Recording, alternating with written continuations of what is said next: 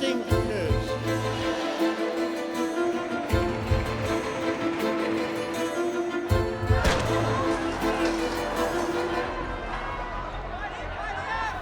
And I want you all to know that we are fighting the fake news. It's fake, phony, the enemy of the people. This president has undermined us from the very beginning. He's called us enemies of the people. He has told us that we are fake media, and he is trying to undermine and drive a wedge between the electorate and us. The fake news is creating violence. If the media can't be trusted to report the news, then that's a dangerous place for America. What you just did is inflammatory, and everybody in this room is only trying to do their job.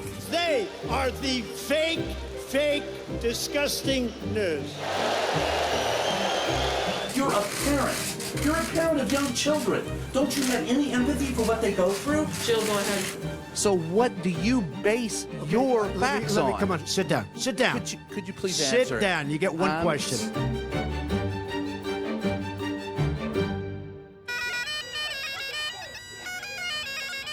This is the White House. Welcome to it. This is where all of us ink-stained wretches and all the television people put together the information that we provide to the public. I work for CNN as an analyst, and for Playboy I write a column and they have a podcast. Behind us you can see where everybody does their live shot, all the major networks. That room used to be where we had briefings, but we haven't had a briefing in about 2 months. So instead what happens is there's a podium, a makeshift podium. You see people bringing chairs out here. We got 49 chairs and air conditioning 50 feet away. Is she done? No, she's just starting. Sarah Huckabee Sanders, the press secretary, is scheduled to come out here this morning to state-run television, Fox, and she'll probably come over and visit with us and hopefully have a few words to say to us, and we'll try to find out some information. Places, everybody, places. Good. Morning, Sarah. How are you doing? What do you think about Trump's asking China, if you're listening, would you get Trump's tax returns? I think it's hypocrisy at its best. Can you tell me if the president... This has replaced what used to be a daily press briefing is now a short 5 to 10 minute gaggle out in the driveway of the White House. Sarah. So they can control the press a little bit better, keep the questions and answers down. Sarah, could you answer one question to the detractors? This administration has gotten a lot of heat and for its credibility. To And those, so have you guys. In fact, I would argue that you should worry a lot more about your credibility than ours. Here. I'm just asking the question. All right, it's about I'm you guys. answering it. So the question is, for the sizable portion of the public that believes that this administration has no credibility, what is your response to that? I think it's real simple. We come out and do the very best job every single day. The media is the one that has perpetuated the Russia collusion hoax for the last 2 years. And I think before you guys start looking here and asking questions about our credibility, you should take a real hard look at your own So self. your credibility isn't questionable? The answers, as you see, are not forthcoming. Thanks, Sarah. Thank you very much. Yeah. Today's press is under fire, but you persevere. You do your job. You ask the questions. That's what you're here to do every day.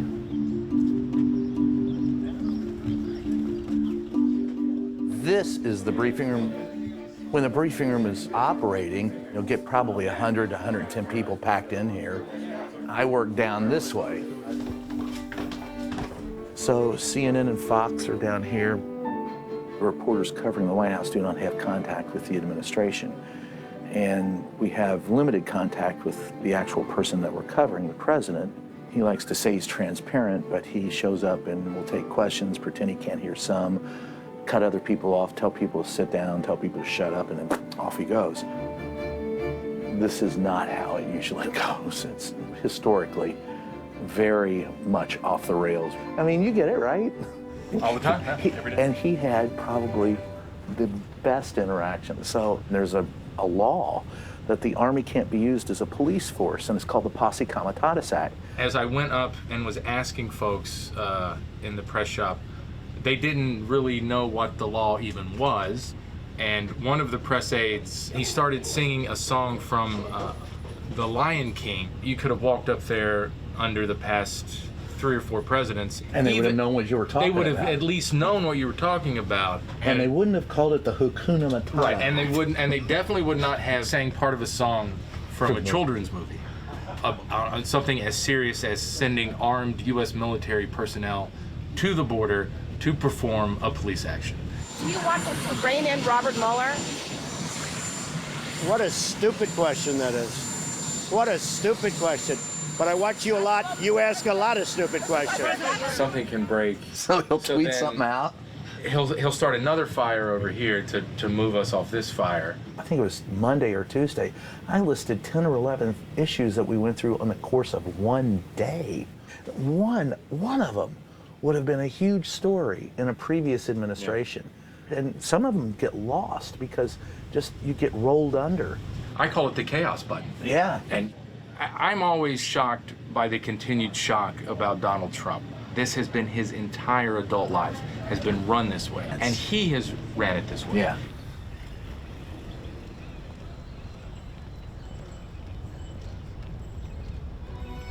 We'll be out on the Rose Garden where the president is going to appear for the National Day of Prayer. He may or may not take questions. He's not going to take a question, no. But we'll show up because it might be our only chance to see the president today to get a question asked. Ladies and gentlemen, the President of the United States and Mrs. Trump. Today we give thanks for this magnificent country. People are so proud to be using that beautiful word, God, and they're not hiding from it, and they're not being told to take it down. There will be no options for questions in this venue, and it's strategically done that way. So we pour out our praise to you only. It's your praise. What is this White House in historical perspective? The White House is very different, and it's because the president is very different. I think we're in a very divisive time period, and he got elected as a sharp partisan. Trump captured a trend. It wasn't that he created it. Agreed. Just think, the president does not have experience as a government official. And so business experience, the level of information that you have to provide is a lot less than it is once you get into government. You're welcome to ask another question if you'd like to. Bush was a governor before he came here, Obama, senator. They learned that the press is part of governing, and that you may not like it, but you have to learn to live with it. This president doesn't seem to want to live with it.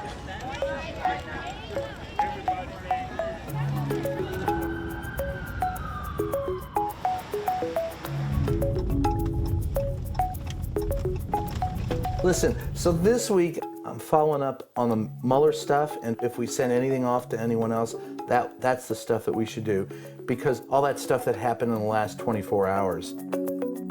I recently did a feature going back to the border, interviewing drug dealers and illegal immigrants.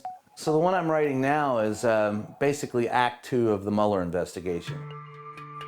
There are stories that I have covered that stick with me. This was a spot news story we did about a shooting of a police officer in San Antonio, and it's because of that story that I went to jail. I had a source, and I kept that source confidential. A reporter really only has one thing, your credibility. This is my first station ID, and I was covering the Reagan administration. This is from the Gulf War, George Bush, the '96 Democratic National Convention, Clinton. Obama administration was not as candid as they claim to be, but I'll be honest with you, I don't like any of them. It's their job to put their best foot forward. It's my job to find out what they're actually doing. Mr. President, are you worried about indictments coming down in this investigation? So it's an adversarial relationship, but it doesn't have to be personal. I'll tell you what, CNN should be ashamed of itself having you working for them. You are a rude, terrible person. I always thought that all of them, up until Trump, I could stomach, and I respected all of them. And I don't necessarily respect Trump. The fake news is creating violence. And I'll tell you what, if the media would write correctly and write accurately and write fairly, you'd have a lot less violence in the country. You can't call me the enemy of the people and call me fake news and have threats made against me and me respect what you do. The lowest level in the history of our country.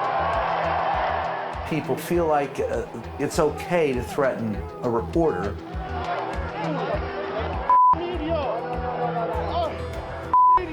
because the president has threatened reporters. I had my window of my car bashed in. I've had people call me and say, I'm going to kill you.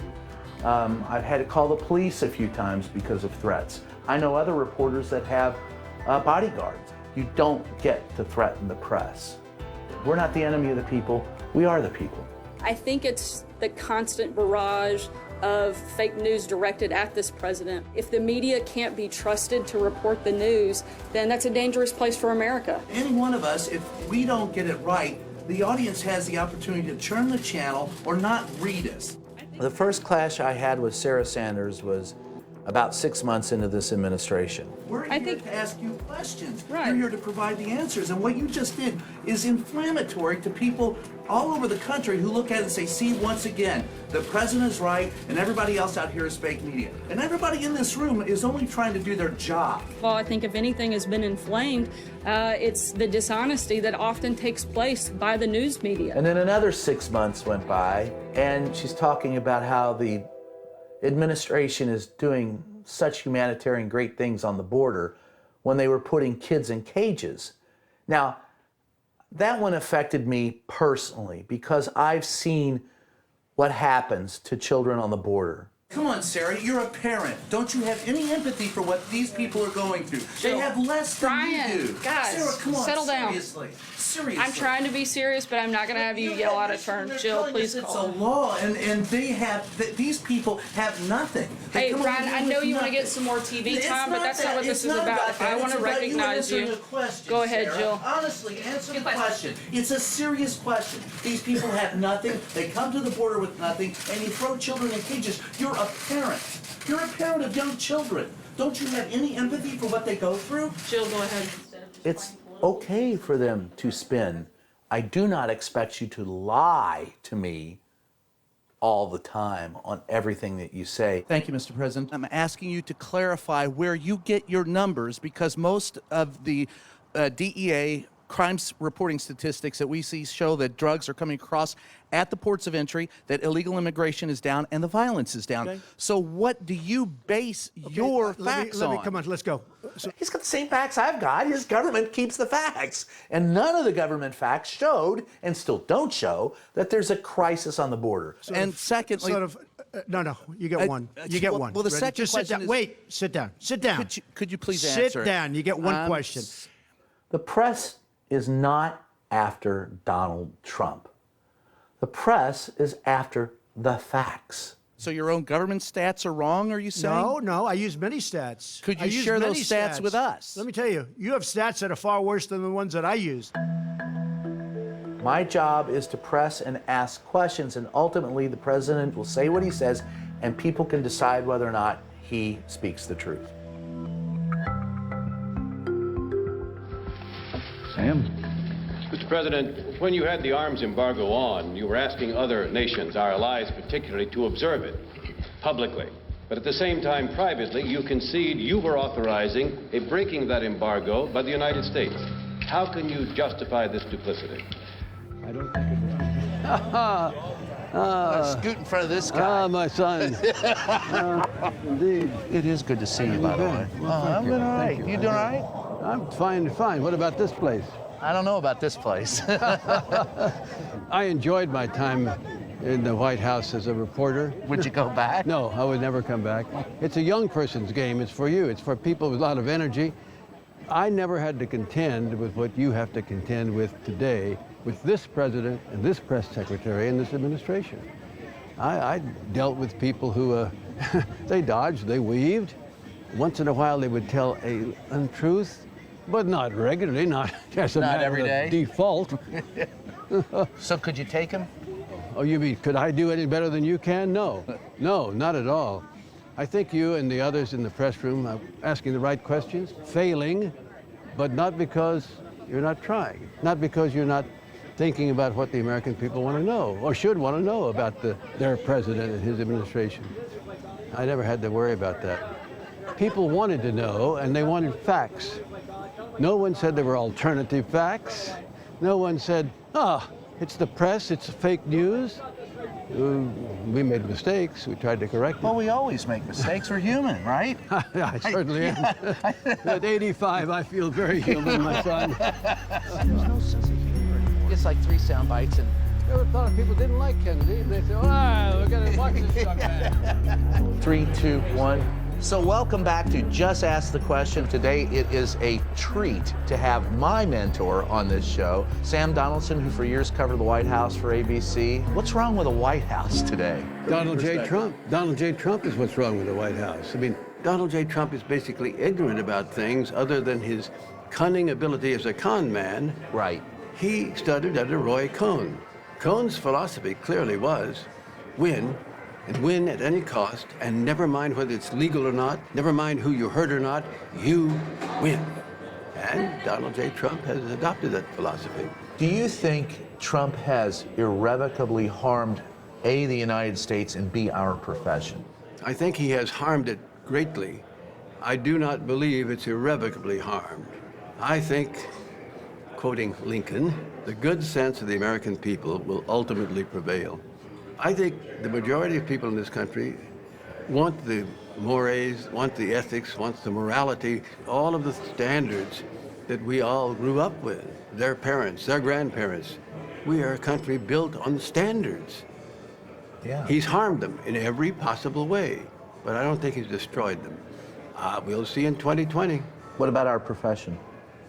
I think we're harmed, but all of these multiple ways that people can get their news. Fox News is very disturbing. Rupert Murdoch has done great harm to this country. Yes, he has. And Roger Ailes, God rest his soul. I want to address the idea that every time I'm told that he's the most transparent and accessible president. But you know, he is. Anyone who's actually watched him, listened to him, read his tweets, either directly or in the news, knows who he is. Yes. Anyone who has his or her eyes open has got him cold. I'll tell you, Sam, in the White House today, there's very little humor. That's what's... How can there be? It's so grim. And I don't remember it the same as when I first went there. Well, let's hope it gets back. God, we could do this all day long. We could, yeah. The name of the show is Just Ask the Question. We'll catch you next time.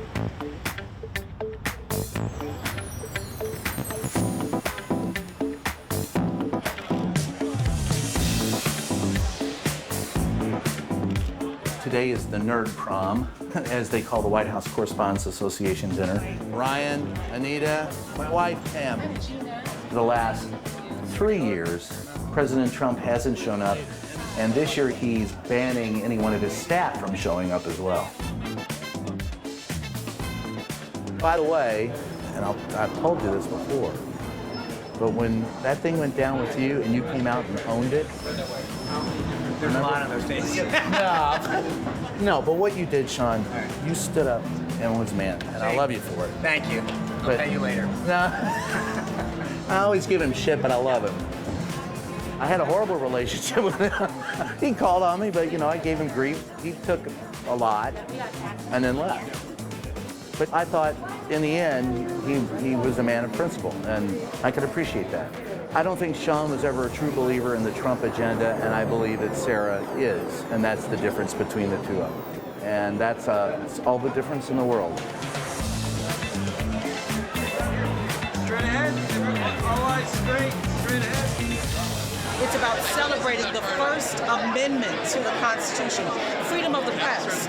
And the president doesn't come because apparently he doesn't believe in it. And he's the man who's supposed to uphold the Constitution. April Ryan, I watch her get up. I mean, you talk about somebody that's a loser. She doesn't know what the hell she's doing. We have targets on our head because of the President of the United States. I have to have a bodyguard. Of course I'm worried. But I can't live in fear. And I'm not the enemy of anyone. I'm just doing my job. Police say the shooting that left 5 people dead on Thursday was a targeted attack on a local newspaper, the Capital Gazette. Journalists caught in the violence described the scene as a war zone, with one crime reporter tweeting, "There's nothing more terrifying than hearing multiple people get shot while you're under your desk and then hear the gunman reload." Asked to comment on the journalist's slayings, President Donald Trump, who earlier this month labeled the news media the country's worst enemy, walked away, but tweeted his condolences. As a precaution, police deployed to guard the entrances of the New York Times and other large U.S. media organizations, an ominous sight to mark uncertain times.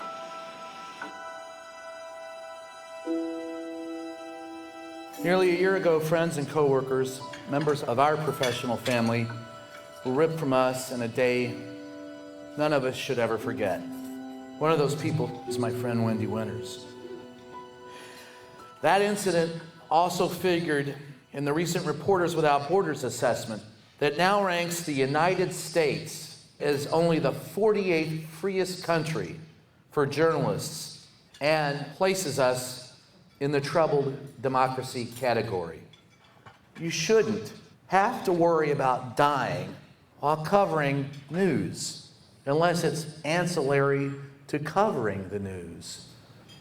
The Fourth Estate has meaning, and you breathe life into it every day, as they did. I love every one of you. Special love for the editor of the Capital Gazette. Thank you. Wendy and Rob and Gerald and John, they wanted to point out what was right, what was wrong, and what we could do better. To the members of my staff, it took an incredible amount of heart to return to work after June 28th. I am proud to work among these giants. So I'd like to thank you, and I'd like to thank them. Thank you. And I would never want to have to go through what you went through. I can't tell you how fucking touched. Thank you.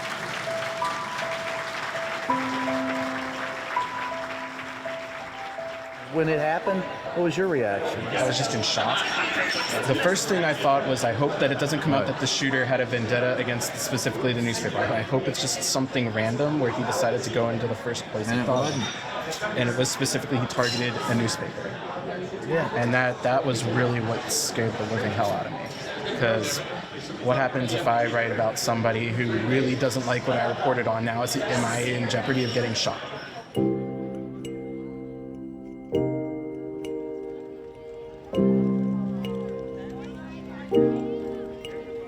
I don't think I was prepared for what we've actually seen. I was going to start with a little recap of the inauguration, but I think we've covered that pretty well.